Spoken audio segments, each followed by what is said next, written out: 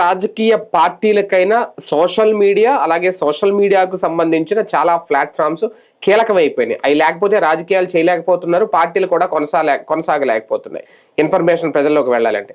అలాంటి సోషల్ మీడియాకి సంబంధించి వైఎస్ఆర్సీపీకి సంబంధించిన ఫేస్బుక్ పేజ్ గత కొద్ది రోజుల క్రితం క్లోజ్ చేశారు కంప్లీట్గా. దాన్ని డిలీట్ చేశారా లేదంటే బ్లాక్ చేశారా హోల్డ్లో పెట్టారా అనేది అయితే క్లారిటీ లేదు. దాని మీద కొద్ది రోజులుగా వినిపిస్తున్న ఆరోపణలు ఏంటి? ఇవి ఆరోపణలు మాత్రమే. ఎవరో ఆ ఫేస్బుక్ పేజీకి సంబంధించిన హ్యాండిల్ని హ్యాక్ చేసి అందులో అశ్లీల కంటెంట్ పెట్టడం వల్ల మెటా అల్గారిథం ప్రకారం దాన్ని క్లోజ్ చేశారు అనేది. అయితే తాజాగా జగన్మోహన్ రెడ్డి గారు కూడా దీని గురించి మాట్లాడారు.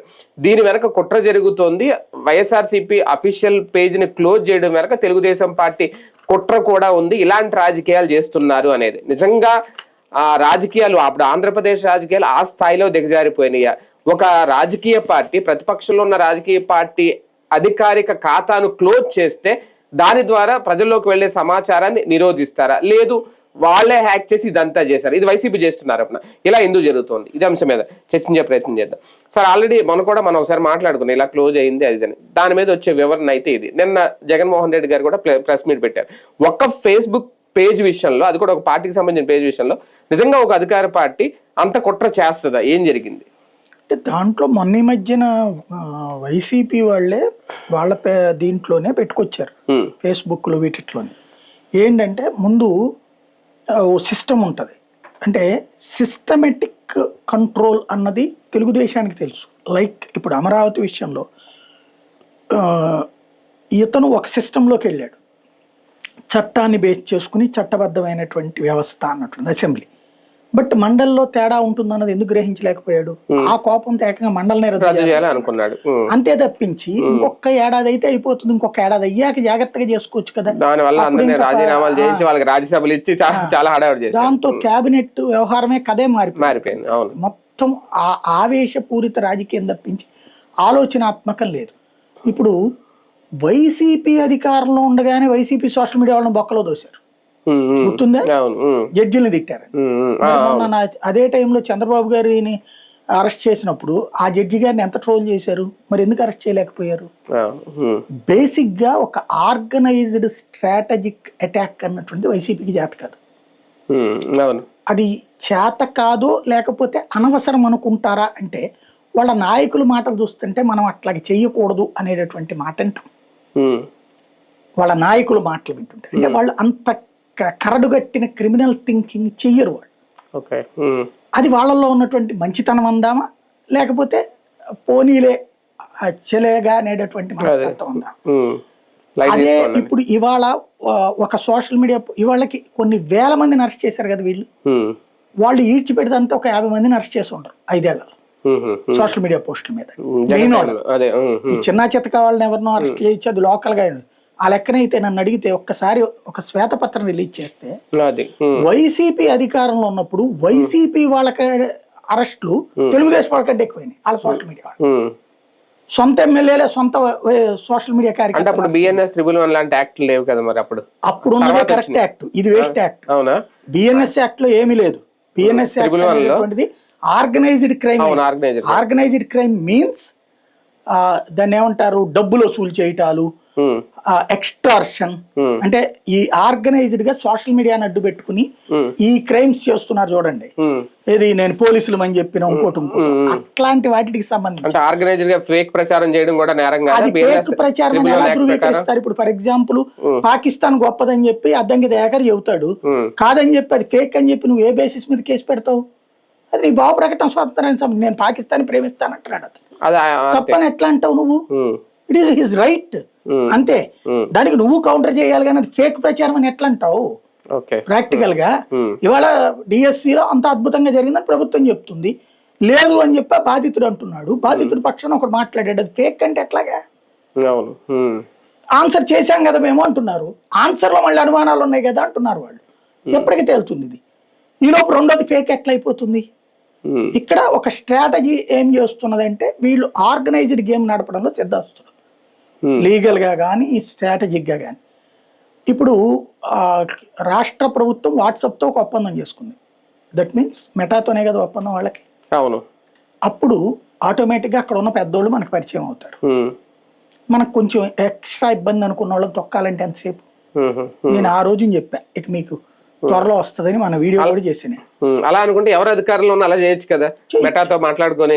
అది అందరు చెయ్యాలనుకోవట్లేదు కదా. ఇప్పుడు వాడిని పెంచి పోషించారు వీళ్ళు, అలా చెయ్యాలనుకోలేదు.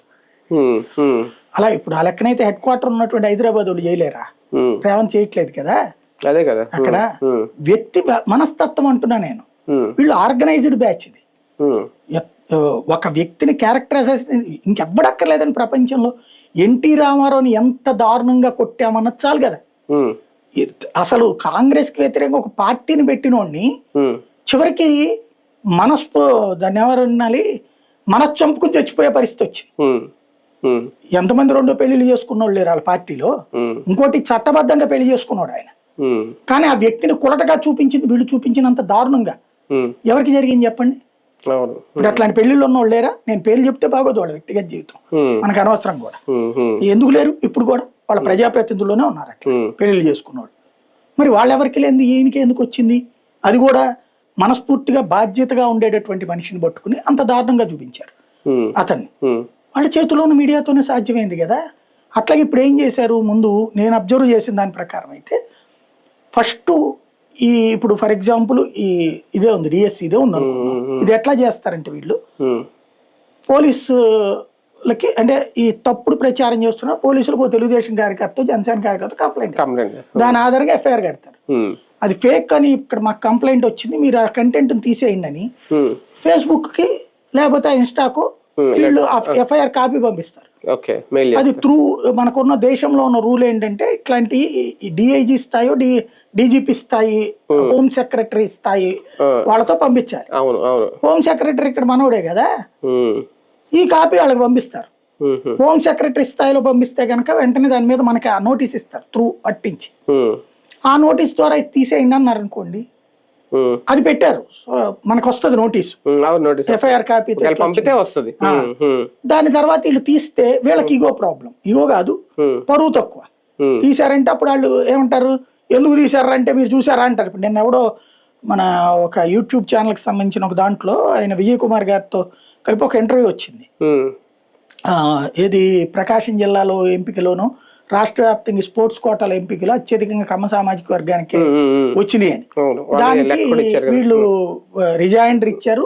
ఈ లోపు వాళ్ళు ఆ వీడియో తీశారు. ముందు వీళ్ళు స్క్రోల్ చేశారు, తర్వాత వాళ్ళు ఇచ్చిన లిస్ట్ లో 16 మంది ఏమో కాపులు, 10 మంది ఏమో రెడ్లు, 9 మంది కమ్మ, 2 వైశ్య, 2 బ్రాహ్మణ, ఇట్లా లెక్క చెప్పుకొచ్చారు. ఆ లెక్క వాస్తవంగా అయితే కనుక ఆయన ఇంటర్వ్యూ అది, కానీ అది లేనిపోయిన రిస్క్ అవుతుందని తీసేశారు.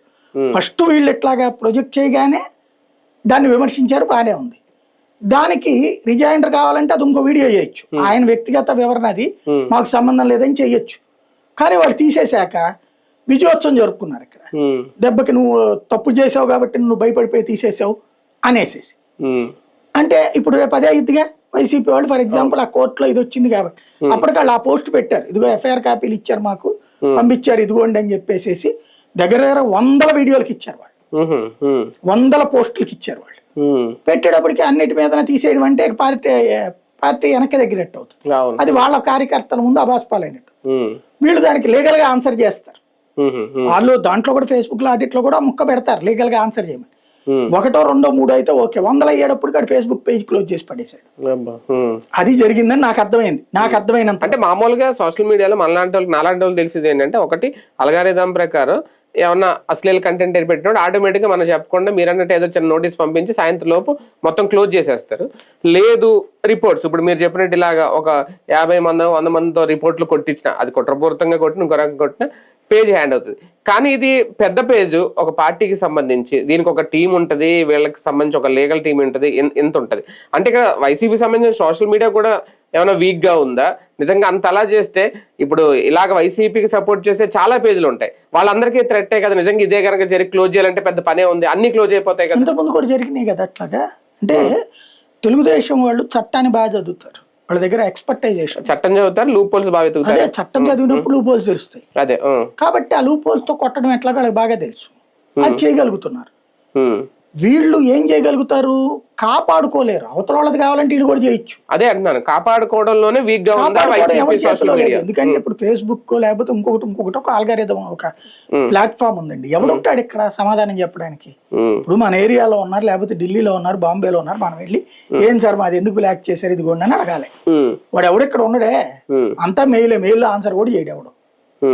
లేకపోతే వాళ్ళు ఎట్లా చెప్పారు అంటాడు. కాదయ్యా అని చెప్పి నువ్వు చెబితే నువ్వు వెళ్ళి అది కోర్టులో తేల్చుకునిరా అంటాడు కావాలంటే. చివరికి ఇప్పుడు లీగల్ గా మళ్ళీ కోర్టుకి వెళ్ళి కోర్టు ఆర్డర్ ఇస్తే తెచ్చుకోవాలి. వాడికి అంత ఓపిక లేదు. వాడికి ఇప్పటికే మనుషులు తీసేశారు, మెటాలను వీటిట్లలో మనుషులు తీసేశారు. ఇప్పుడు ఆల్గారే దీని మీద నడుస్తున్నాయి, అంత ఏఐ మీద. ఏఐలో ఎట్లాంటి పోస్ట్ వస్తుంది, బ్లాక్ చేయని రాశారు అనుకోండి, అయిపోయి వీళ్ళ మనుషులే ఉంటారు అందులో ఎంప్లాయీస్ గా కూడా. చాలా మంది నాకు తెలిసి సోషల్ మీడియా ప్లాట్ఫామ్లకు సంబంధించిన ఆర్గనైజర్స్ లో అంటే కీలకమైన ఉద్యోగుల్లో చాలా మంది వీళ్ళ మనుషులు ఉంటారు. ఎందుకంటే ఒకప్పుడు వీళ్ళే కదా ఫస్ట్ బ్యాచ్, ఇది హైటెక్ సిటీలు మొదట్లో ఇది, వాళ్ళు ఇప్పుడు ఒక మంచి పొజిషన్ లో ఉంటారు, సూపర్వైజర్ కెపాసిటీ పొజిషన్స్ లో. కొత్తగా వచ్చిన ఎంప్లాయీస్ మళ్ళీ వైసీపీ యాటిట్యూడ్ తో ఉన్న వాళ్ళు ఉంటారు. ఎందుకంటే రాజశేఖర రెడ్డి వచ్చిన తర్వాత బీటెక్లు చేసి ఆ తర్వాత అయిన వాళ్ళు తర్వాత క్యాడర్ లో ఉంటారు. వాళ్ళు ఆపేది పై క్యాడర్ వాళ్ళు, వాళ్ళలో వీళ్ళ సానుభూతి పరులు ఎక్కువ ఉంటారు. నిజంగా దీనివల్ల వైసీపీ చేసే ప్రచారం, ప్రజల్లోకి పంపే మెసేజ్లు ఆపేయడం వల్ల ఏంటి ప్రయోజనం? చాలా పెద్దది కదా. ఏమైనా ఆశామాషి అంటే ఒక్క సోషల్ మీడియా పేజీలు ఆపేస్తే నిజంగా ఆగిపోతుందా? వేరే మార్గాలు లేవు? ఏముంది, ఇప్పుడు రోజు ధర్నాల దగ్గరికి అయితే జనం రావట్లేదు. ఇప్పుడు సోషల్ మీడియా ప్లాట్ఫారాల ద్వారానే జరుగుతున్నది ప్రచారం. దాన్ని తొక్కేయడానికి మనం వెళ్ళి కొట్టక్కర్లా, తిట్టక్కర్లా, జాగ్రత్తగా. ఇప్పుడు కొడితే తిడితే కేసులు లేకపోతే కోర్టులు మందలింపులు నడుస్తున్నాయి. అదేం లేకుండా పైనుంచి కొడితే దెమ్మ తిరిగి మైండ్ బ్లాంక్ అయిపోతుంది. అంటే అరెస్టులు, కేసులు, దాడులతో పాటు సోషల్ మీడియాలో కూడా రాజకీయ అటాక్స్ నడుస్తున్నాయి. దీన్ని బట్టి ఇది నేను దాదాపుగా 3 ఏళ్ల క్రితం నుంచి చెప్తున్నాండి, జరుగుతుంది అని. ఇప్పుడు ఆచరణలో వచ్చింది అంతే. అంటే ఎన్ని ద్వారాలు ఉన్నాయో అన్ని క్లోజ్ చేస్తారా? ఖచ్చితంగా. నేను మెటాతో టైఅప్ అన్న రోజు చెప్పా, అయితే ఇలాగే ఎర్త్ బిగిన్ అవుతుందని. మరి ఇలాంటి సందర్భంలో ఏంటి వైసీపీ ముందున్న ఒక మార్గం? ఇంకా ఏ ఆల్టర్నేటివ్ ప్లాన్ పెట్టుకోవడమే. ఇంకా ఆల్టర్నేటివ్ వీళ్ళు ఎవరిని ప్రోత్సహించకుండా మాకేం సంబంధం లేదు అన్నంతసేపు అంతే ఉంటుంది. వాళ్ళు 100 మందిని 1000 మందిని ప్రోత్సహిస్తారండి. తెలుగుదేశం అధికారంలో ఉన్న ప్రతిపక్షంలో ఉన్నా సరే వీళ్ళు అదేమి కాదు, మాకు లబ్ధి వస్తే మావు గొప్పతనం, తేడా వస్తే మీకు. అంటే ఇంకా జగన్ కట్అవుట్ ఉంటే చాలనే ఆలోచనలోనే ఉన్నారు. వాళ్ళకేం లేదు పాపం, వాళ్ళు మారారు కానీ వాళ్ళ చేతిలో ఏం లేదు. నువ్వు జగన్ మీద కేసులు అతని చేతిలో ఉన్నాయా? జగన్ సంబంధించినటువంటి దుష్ప్రచారం అతని చేతిలో ఉందా? చేతిలో ఉంటే జైనిస్తారా ఎవడన్నా? అతని చేతిలో లేదు. వీళ్ళ దగ్గర ఏంటి, 40 ఏళ్ళ రాజకీయ పార్టీ కదా, వీళ్ళకి ఆర్గనైజర్ ఉంటది.